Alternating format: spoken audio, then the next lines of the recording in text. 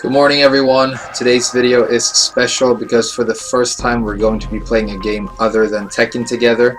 Don't worry, the more Tekken content is on the way. There's stuff that I'm editing right now, but I just felt like I wanted to do something a little bit more horror themed for Halloween, which happens to be my favorite holiday. So I decided I want to make a playthrough of Bloodborne, which is one of my favorite games of all time. It also happens to be based on the works of one of my literary heroes, H.P. Lovecraft, who, if you haven't read his work, it's a little bit dry. He's not the best creative writer ever, but his very unique and cool ideas about like horror and his mind is extremely interesting. And a lot of that has actually translated into like this sort of story and atmosphere of Bloodborne, which I think is amazing. So yeah, this is kind of the first time I'm going to be talking live while playing a game on this channel. As you know, I'm not a streamer or anything. I don't have, you know, crazy hair or a big beard or like amazing charm or anything, but I'm just going to try and sort of keep the talk up, and we're going to talk about some, you know, Bloodborne, some Tekken, and just have a fun playthrough of the game and see how it goes. And maybe if this goes well and it feels sort of organic, then I'm going to be looking into doing some actual live streaming with a proper face cam pretty soon, and we might go online and do some fighting games and play some RPGs together. So I would really appreciate feedback on this video, but for now I'm going to draw the curtains and darken the room up. As you can see, I've got my incense going because incense, you know, keeps the beasts away in Bloodborne. I'm just gonna have a nice play through the game, so I hope you enjoy it. I'm gonna jump over to the gameplay right now, so I'll see you in a little bit. Alright, here we go, new game. Let's make a character. I think for this playthrough we're going to make a sort of strength character and go kind of deep into arcane and do some arcane stuff as well. There are a couple of cool weapons I think I want to use throughout the playthrough. If you don't know about From Software character creators, they usually are like way too detailed, and you can go and do like all this crazy stuff with your character in terms of like designing the face and everything. It's going to take me like half an hour or so. I actually prepared sort of the look of the character I wanted for this playthrough before I started recording, because I felt sorry for you guys having to watch it. I want him to be like kind of like an older guy, kind of like a crazy looking like inventor kind of guy, because I want to make like an engineer kind of character. I want to use a lot of like machine weapons and stuff. Was kind of my idea, but it's going to be a strength build, so we're going to have to make him sort of buff. So let's give him like the buff, the middle-aged voice, the buff body, and then for the name, let's go with whatever. He looks like a German to me. Let's give him like a German name. What would be a good German name? I'll just call him, yeah, this will work. And then for the starting class, we're going to go strength and arcane, so I wonder what would be a good choice here. There's the violent past, which is this one, which gives you 15 strength to start off, but it only gives you 7 arcane. It's the bottom stat, by the way, the star. This one gives you 14 and 6, that's not good. We don't really need the skill stat. This one gives you 10 and 14, that's actually kind of interesting. I think maybe we'll go with this one, and then we will try and boost the strength stat early, but we start off with some more arcane here. That might be good. So let's do that. Alright, let's go. See if we if I remember how to do this. It's been a while since I played Bloodborne, guys. But this is, if you haven't played this game, it is easily one of the greatest action RPGs ever made. Like the atmosphere, the combat, and like everything is so unique and so good. I play all of the Dark Souls games, but this one is my favorite by far. I don't think any of the other games even come close, but that's good, just because it has this unique flavor that I really like. So if you don't know, the story is basically you're just a random character who came to this city known as Yharnam, because it's known for having like a miracle cure. You can get a blood transfusion in Yharnam and it's going to cure any disease. And so you come here, but by the time you show up, something has gone very wrong within the city, and then you sort of start to unravel that mystery. this first werewolf guy here is actually here because it's supposed to kill you. You're supposed to die here, and then you get transported to the sort of hub of the game, but you can actually kill it. You don't have to. See, he fucks you up pretty good, but if you manage to get charged archer on his back, you can do a visceral attack, and that's going to kill him in one hit. Let me get some blood vials.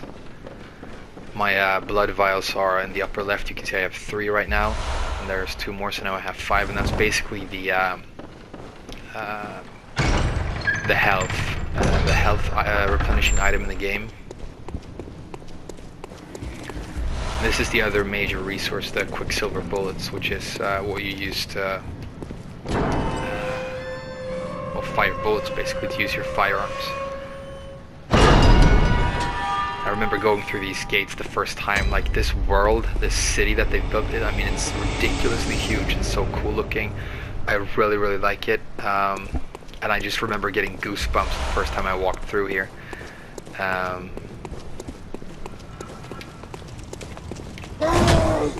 So, I mean, we can try and fight these guys, but I don't have any weapons yet, so I'm just gonna get my ass kicked.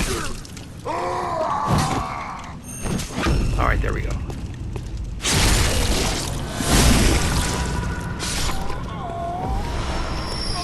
Files. And right here is actually one of my favorite moments of the whole game. You drop this ladder down and you start climbing up.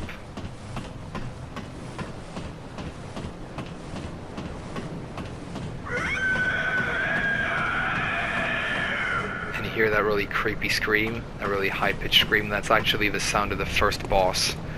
I remember hearing it for the first time and knowing that, you know, whatever made that noise was somewhere in the area, and I was really nervous. But that's the Cleric beast we're gonna fight later. Let's talk to this guy.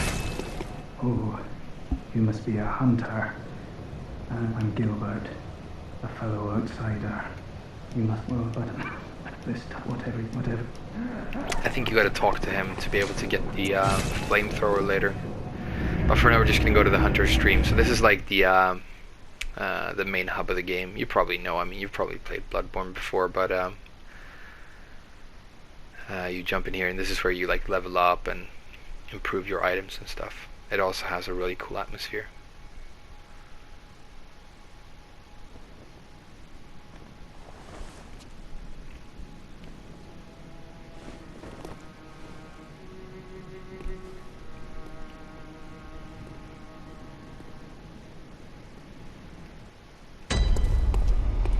So I think, yeah, the doll is still just a doll right now. She's not moving, so you can't really use her yet. Now you get to choose your first weapon here. I think I'm gonna go with the saw cleaver. And for my firearm, I like the blunderbuss to start off. I don't think this door is open if you don't kill that first werewolf. If you die, I think this is actually closed the first time you go through. Maybe it's because Gurman, this guy, doesn't recognize you as a hunter if you don't kill that first beast. I don't know, but he's a creepy old guy. This a workshop. We don't have as many tools. You're welcome to use whatever you like find. This line. Even the doll, should it please you. He's basically saying you can fuck my doll if you want to, which is odd, but yeah. Yeah, so let's equip some items. Let's remove the hood for now, because it looks goofy. And this saw cleaver is, you know, the signature weapon of the game. We're just going to use it for the first parts, but it's the reason I like it, the reason I think it's good is any saw in this game, like any item that has saw teeth on it, like a saw blade, does extra damage against beast enemies, and there are a lot of those in the beginning parts of the game, especially a lot of bosses. I think it gives you up to 20% extra damage, which is really important and can help with a couple of these bosses can be a little bit of a hassle. What's her name? Amelia.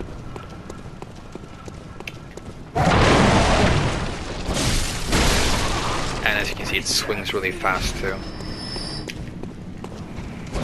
But we're gonna replace it pretty soon.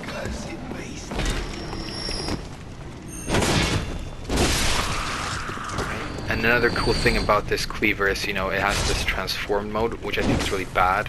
Because like the main reason you would want to use the long range weapon like this is to like do crowd control, but then you swing it and he swings straight down, which basically means you can't hit multiple enemies.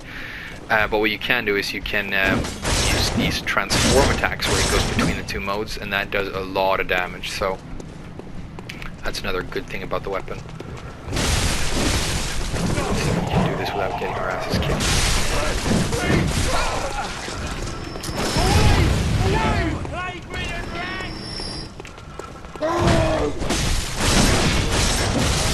Yeah, you can see how much damage that deals.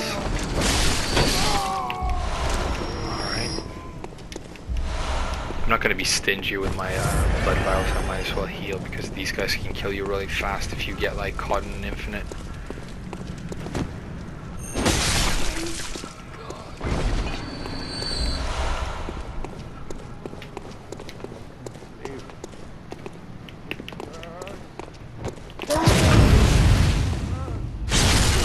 If you don't know about that, that's a very cool thing in Bloodborne. That's how you parry in this game. If you use your firearm to shoot an opponent right before they hit you with an attack, that's going to stun them and allow you to do a visceral attack on them, which is like a critical move.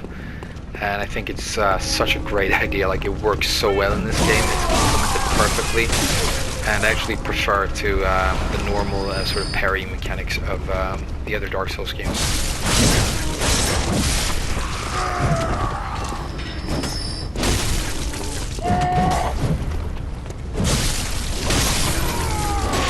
Too trigger happy. Now we've got to make it through the square here, which is can be dangerous.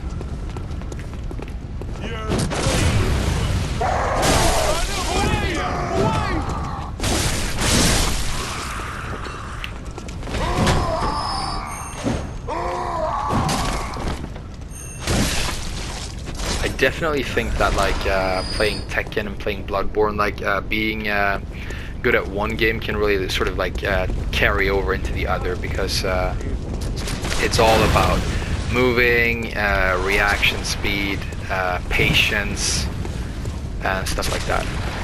So yeah, I think that, wow, that's a bad situation. I'm not gonna go up those stairs. Who's shooting me? Didn't I kill the gun guy? Okay, cool. There we go. Alright.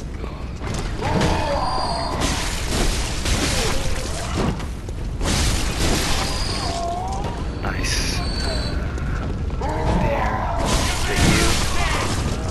There. Who was shooting me before? Are there two gun guys here? Oh, there are. Yeah, there's the guy over there by the dog. I forgot about him. Let's get the dog first. I hate the dogs in this game. I think everyone does. They're so annoying. But the thing about dogs in Bloodborne is if you shoot them, you always get like a stun. Oh, that's dangerous.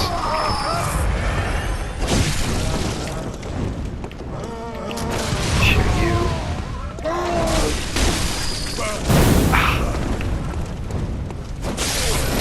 Okay. It's a Molotov cocktail that's actually very good. There are more cocktails that I didn't pick up there in the beginning of the game because I didn't have a weapon yet. I should probably gone back and gotten those, because fire damage is another thing that's really useful in the early parts of the game. But we're just gonna have to make do with what we have here. So many guys though. Alright.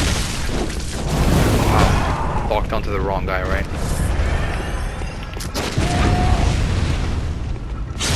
You. Here, pal.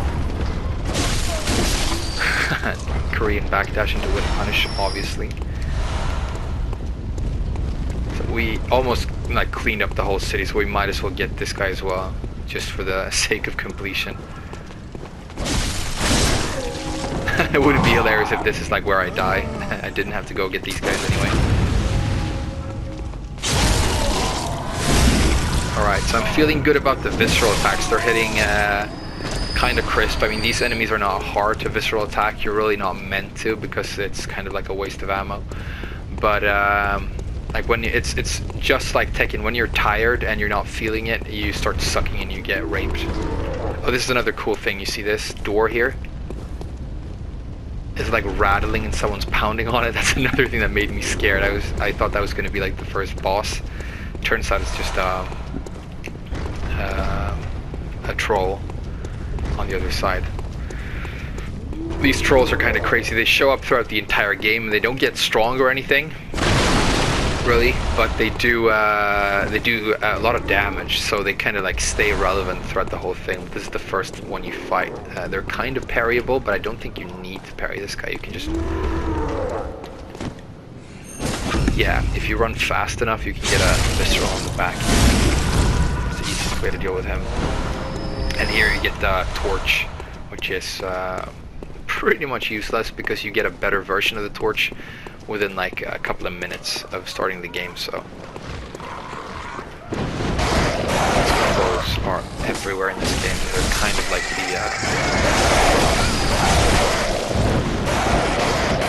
the one enemy that isn't super dangerous but just annoying. Anything else in the game can basically kill you in a couple of hits. You gotta be really careful.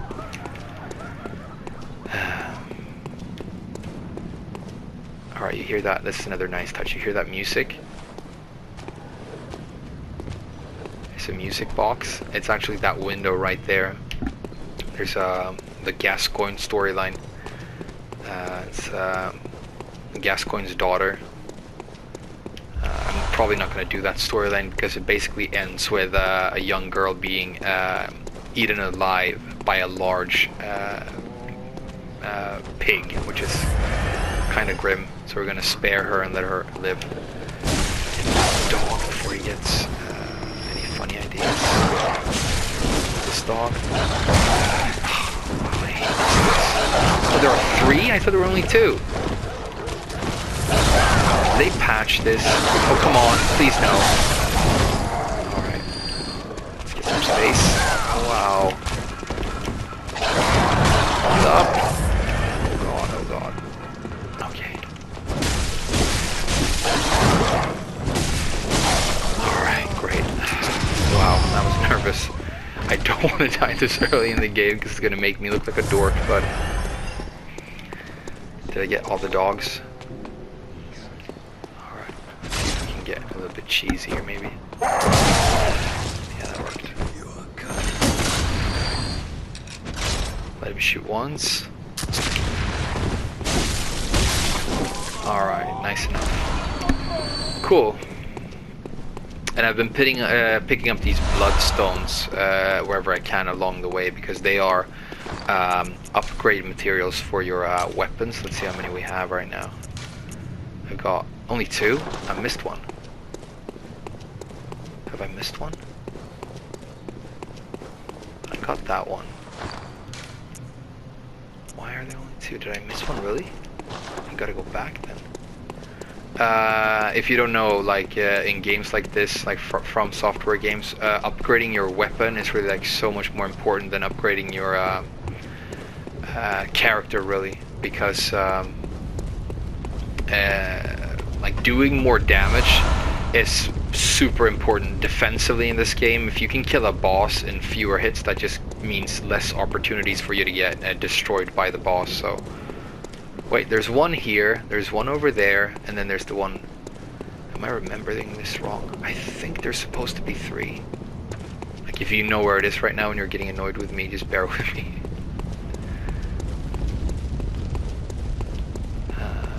Alright, I'll just check over here as well. And the little shortcut path up here. That's more cocktails. Okay, whatever. We probably don't need it. But I am going to try and use like multiple weapons throughout the playthrough. So we got to do a lot of upgrading. So it's better to have you know, more items for doing that. But we're good on. We got blood vials. We got ammo. So we're nice and prepared for the first couple of bosses here right now. I actually think I'm going to dip into the sewers first, get some more items, get some decent armor, these werewolves right here, you're sort of meant to skip right now because they're a little bit too dangerous at this point. But if you can get some cocktails on them, they become a lot easier to deal with.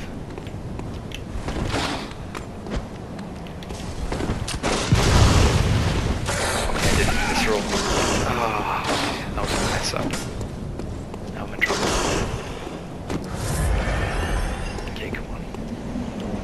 There you go.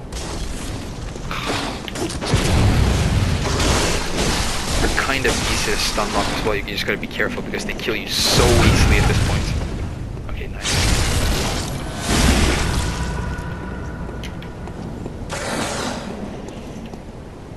That's a waste of cocktail, really. Whatever. Oh, that's another bloodstone shard. That's good. It's like a rare drop off of those enemies, but if you can get a couple of those here, it makes a big difference because that's 2. That's so good.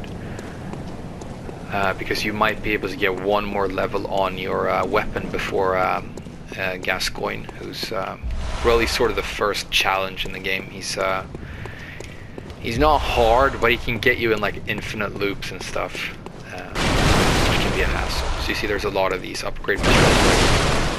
I'm not going to go back and like try and upgrade or anything yet. I'm just going to like try and be stupid and risk losing it all by just going through and keep on going for now. And here you run into your first like beast men in the sewers. They're kind of dangerous, but they are sort of parryable. Let's see if we can get a visceral on this guy. Alright, nice enough. See, I'm pretty sure this is another enemy where you get a lot of bonus damage from having a saw cleaver.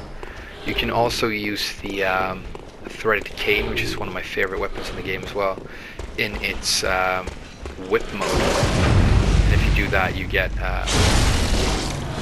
serrated damage as well. So these normal ones are not that dangerous, but you see that guy over there who holds like a big spike instead of a saw and a torch. These guys are super dangerous. They're so much more dangerous than the other version because they can like combo and stuff. They have more health. Alright, cool. I don't want him to fall down because then I have to fight him downstairs. I just want him to be like, yeah, right there. Okay, nice. Really nice. Yeah, so we're doing alright so far.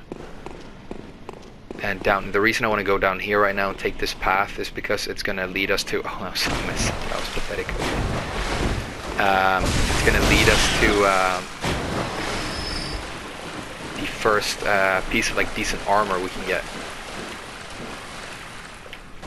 Now, I don't think we need that item up there. I don't remember exactly what it is, but I don't think it's important, so we're going to skip it. Except for this guy.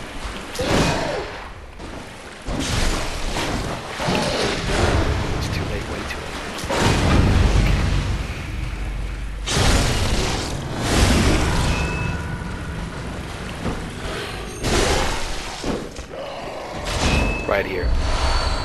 You can get some half decent armor, which is cool. It's gonna help. Just right now in the beginning, when our character is really frail, you see you get like covered in blood and mucus and like sewer water. Poor thing. Yeah, let's give him a hat. Let's put on the hat for now as well, so he doesn't have to get all this like filth on his face. Alright, cool, and then drop down here. Good. Those guys come alive if you grab that item, obviously, and they're not important at all to kill. Here you gotta be a little bit careful. This is a dangerous section actually to come up. You're not supposed to come up this way. You're gonna get shot on the ladder by these rifle guys. And then there's one of those beast guys with a spike just right around the corner. Yeah, he's already running for me, so we gotta kill the rifle guy in the corner so he doesn't shoot us during the fight, and then we turn back around. Alright, perfect. That's risky, like that's when you take this like my path that I usually take throughout the first part of the game, that's usually where I mess up and die if I do. Let's actually get the rifle dudes while we're at it right now.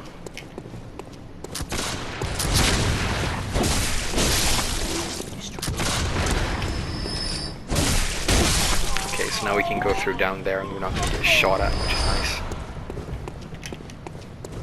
I mean, just look at this game. It's so cool looking. This city is like huge. I can't believe like a game with such like a crazy concept actually got made. It's yeah, it's absolutely amazing.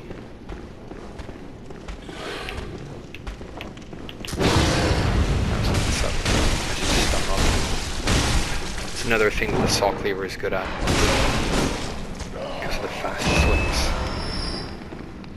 I like to kill all of these guys because they also have a chance to drop upgrade material.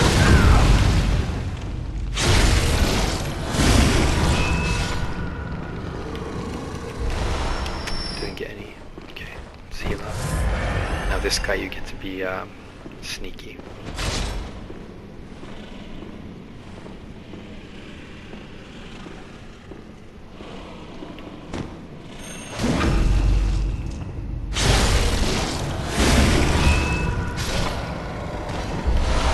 Good. Cool.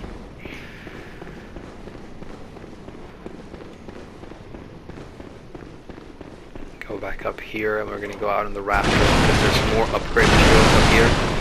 And there's also Eileen, who I'm going to try and do her storyline, but she's waiting out here. She has the cool like plague doctor set. Oh. A hunter, are you? Well, A hunter, are you? prepare an She's like super buff, but if you want her weapons and her armor early, you can actually cheese her and make her like fall off of these rafters right here, and then she dies and you can get the stuff early. But I'm really not a fan of her weapon at all. Like I never in games basically play like the fast sort of like you know, the rogue or thief or ninja style character who has like fast weapons and stuff. Really doesn't appeal to me. I'm more about like big blunt weapons and stuff. That's always been my style in RPGs. I like big hammers and weapons like that, and we're actually going to be using a couple of different like hammer and mace weapons in this playthrough. Okay, cool. So I think we got everything we need in this area. No, there's one more thing actually. We're gonna go back up one more time, and then we can head to the first boss area. It's like the first time you do this, or the first couple of times, you probably won't be doing this much. Like you're probably going back and like trying to not risk your items and your like experience points, your blood echoes. You might just go kill the first boss and then start upgrading your character, but I'm overconfident right now, which is why I'm doing it. But this is the last thing we want, I think. Yeah, it's another upgrade stone. Right, I think that's everything for now.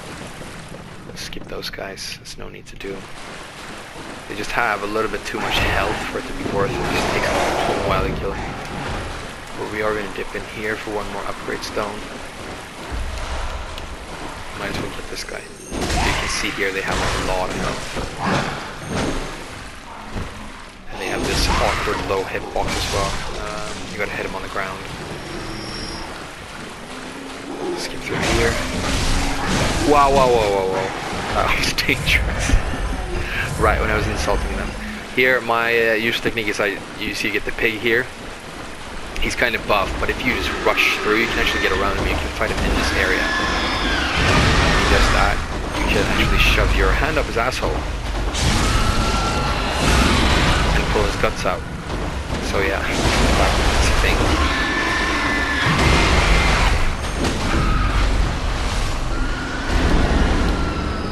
And that's the Saw Hunter's badge, which is a couple of these badges throughout the game that unlock new items at the vendors inside the Hunter's Dream. And that one unlocks the different starting weapons, like the saw weapons and stuff.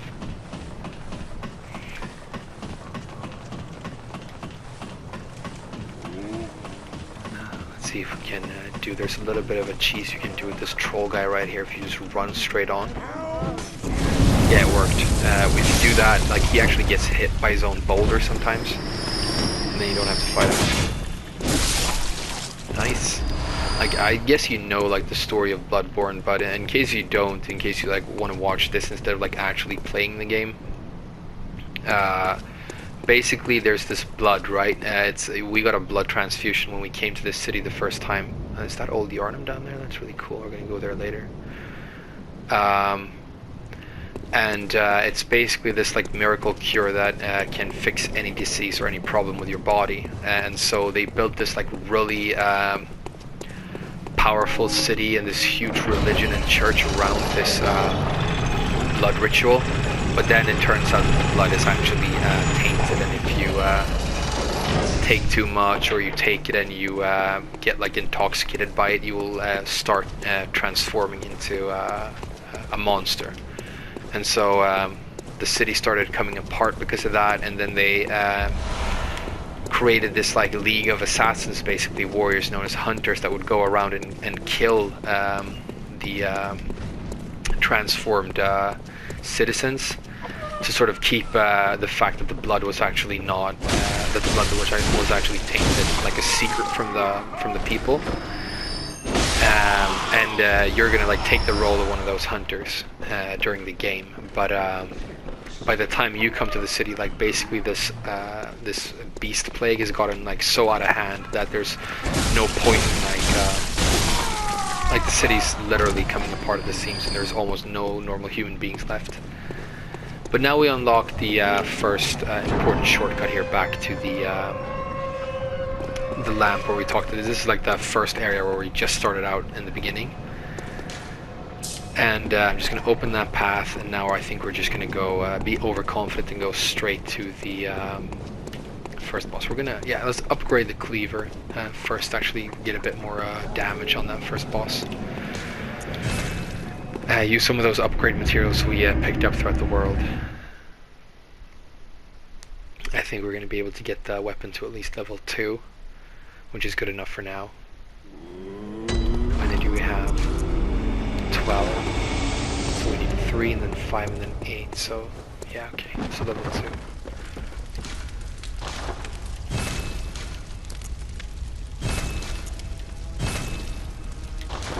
That'll do for now.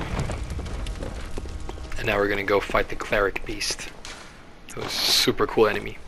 He's the guy we heard screaming earlier. And another thing about this like beast plague in Bloodborne is like the closer you were to the church, like the more you knew about like what the blood actually is, the more hideous your transformation is. And so this guy we're gonna fight, he used to be like a cleric within the church, and so he knew a lot. And so he's not just, you know, got some extra hair on his chin or anything. He's actually turned into just this crazy monster. So the shortcut I'm taking here is just going to take us up to a bridge where we fought those two werewolves earlier with Molotov cocktails. But we're going to be coming up on the other side of the werewolves. So you see, they're over there now. And so this is sort of the path you're meant to take, because they're a little bit too powerful to fight right away.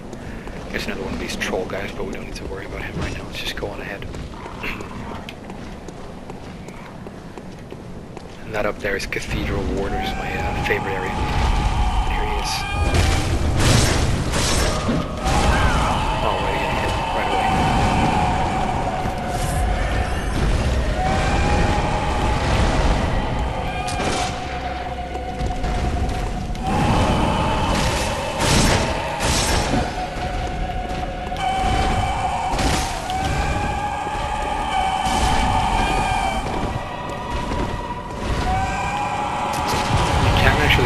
This guy, but you gotta get him in the face.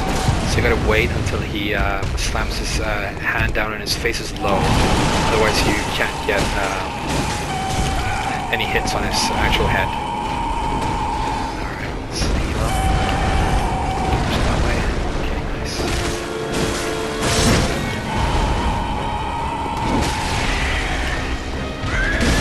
Obviously you gotta hit on his face right there, which means we can eviscerate. Which doesn't do that much damage.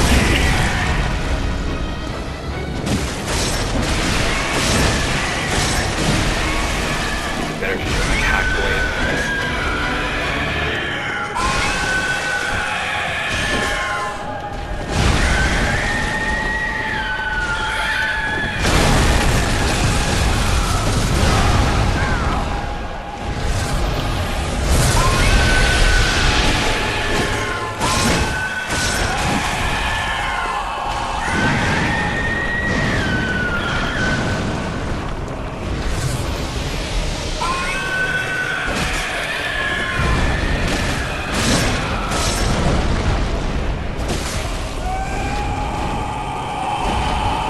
being very quiet right now, but I kind of got to focus right here. He's not that hard though. Watch me say that and then actually like get killed. Right, nice. Back. He's gonna do a bear hug.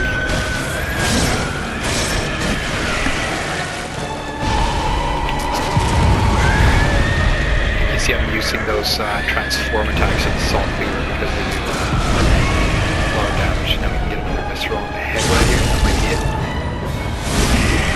Alright, cool. That was clean. That was actually a pretty clean like first part of the game. Nice enough, so we're going to get the save point right here, and I'm guessing this is going to be like the first time I cut the video.